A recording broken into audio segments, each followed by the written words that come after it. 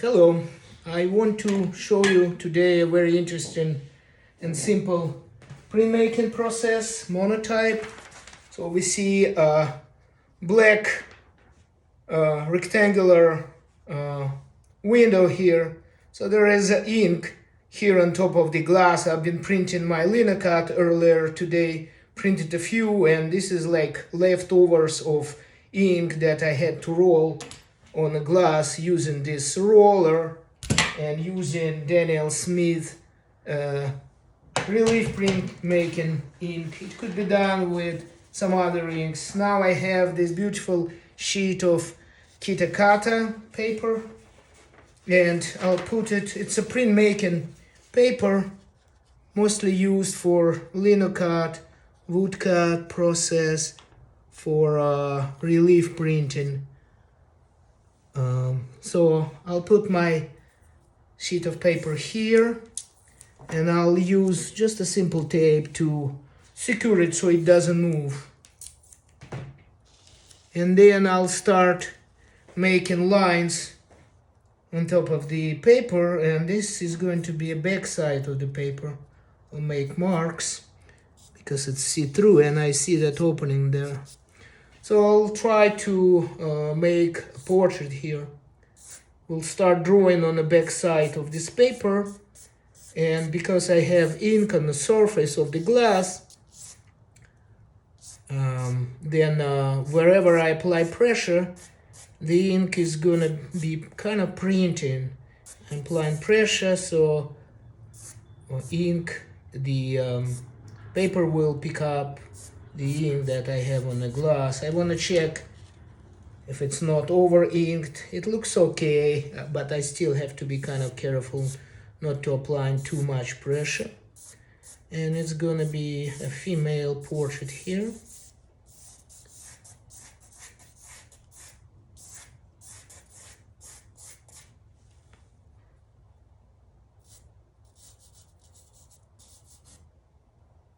I'm applying very little pressure, just using tip of my pencil. The marks could also be made by applying pressure with just wooden stick or back of your brush, painting brush, or later I'll be applying some pressure for halftones using just my fingers.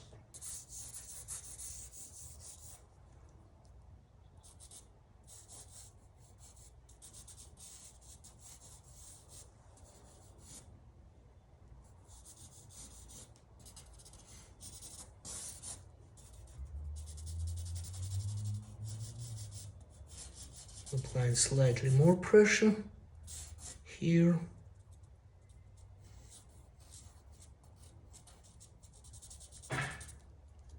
Applying a little pressure with my finger. Very soon I'll have to check if I'm not overdoing it.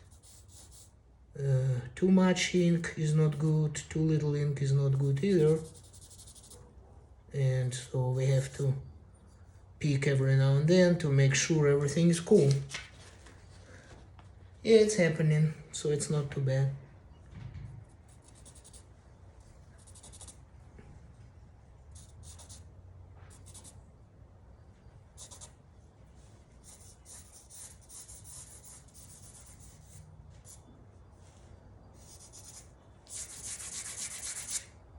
You can use any kind of objects, could really get creative, any kind of tools or things to apply pressure in your own kind of way.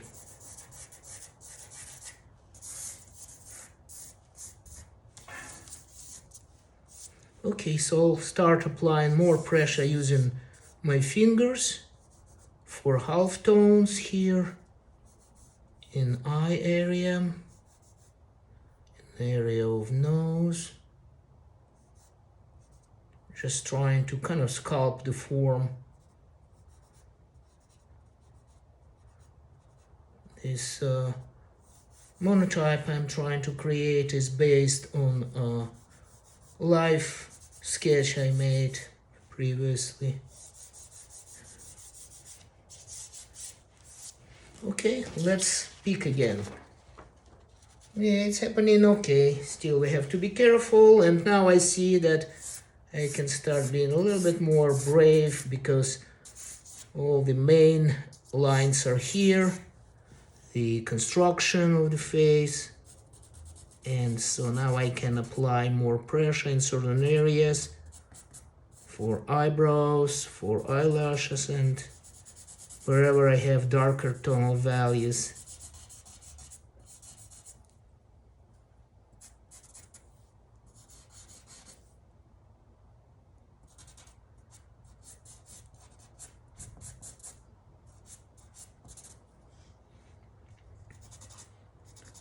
So naturally, wherever I apply more pressure, the tonal value is gonna get darker.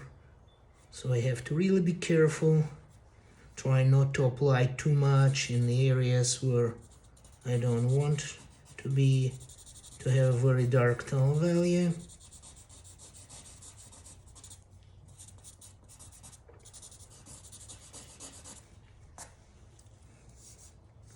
More pressure here. We need more work on this eye.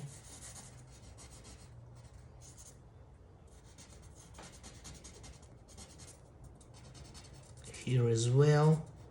I'm trying to leave a little area here for the highlight inside of the eye.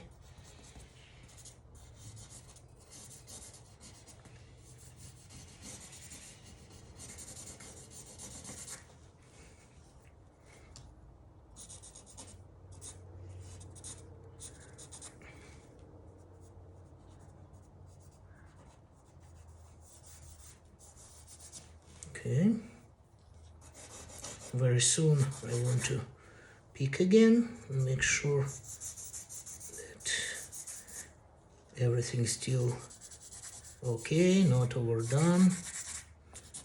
So exciting technique because in a way you're working, definitely it's going to be the opposite of what I'm drawing here.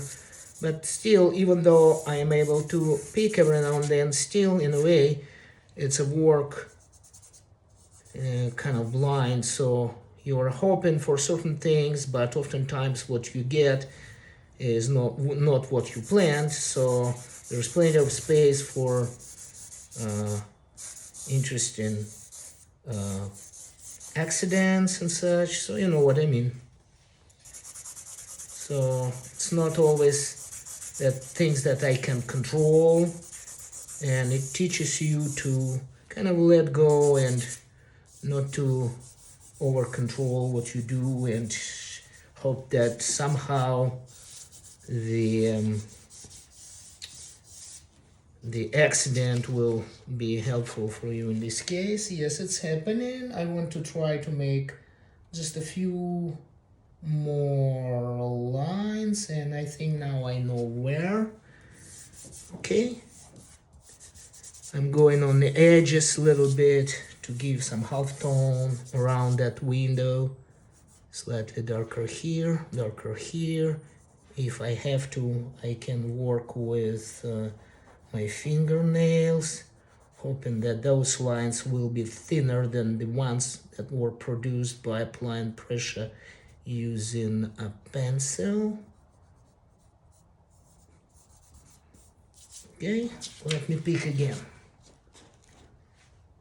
Okay, just few more touches and it will be over soon. I don't want to overwork it either.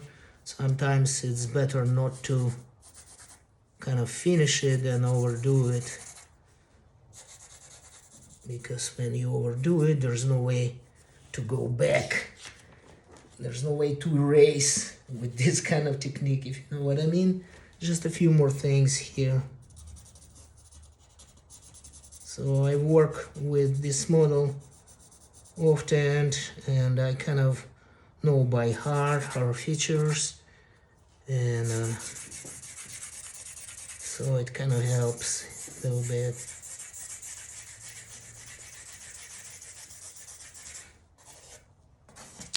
Okay, see, have to be careful.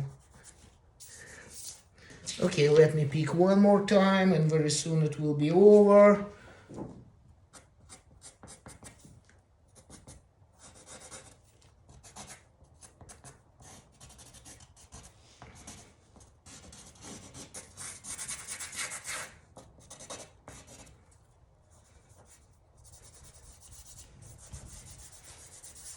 Okay, well, let's finish no matter what. Let's stop. So we will see the result right now. And I'll put it like this. First like this. And then also finally like this, so we can see the actual look of this piece. There is a little bit of foreshortening there, but I'll try fixing it for you. So yes, this is how it was done. It's a monotype process, which just done by applying pressure on the back side of the paper. And here is the finished result. And this monotype on KitaKata paper is titled Katerina. I hope you enjoy my demonstration. I'll see you later for more, hopefully. Bye-bye.